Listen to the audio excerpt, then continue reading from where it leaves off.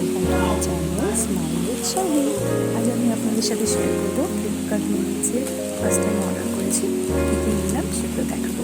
এটা আপেল নিয়েছিলাম, আপেলটা কম দামের মধ্যে ভালো ছিল, খুব ফ্রেশ ছিল।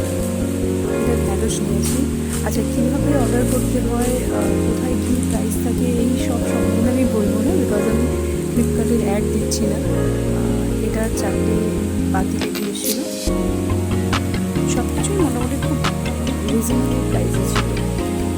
এটা শসা, আচ্ছা এই শসাগুলো আমি পরেও অর্ডার করে দেখেছি যে একটা একটু পাকা থাকে আর একটা ঠিকঠাক থাকে।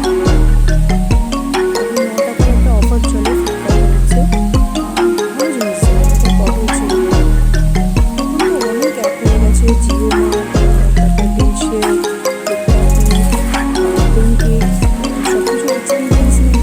আস্তে আস্তে ইচ্ছা আছে সবকটা থেকে কল করে দেখে যেটা কম হবে সেটা অর্ডার করা। তবে এই কারণে কিন্তু অনেকগুলো অ্যাপ ডাউনলোড করে রাখতে হয় ফোনে, আর সবসময় সবকটায় দেখা যে কোনটায় কী অফার চলছে কোয়াইট ডিফিকাল্ট, তাতে সময় যায়ও অনেকটা। এটা আলু ছিল, 2 রকমের আলু নিয়েছিলাম আমি।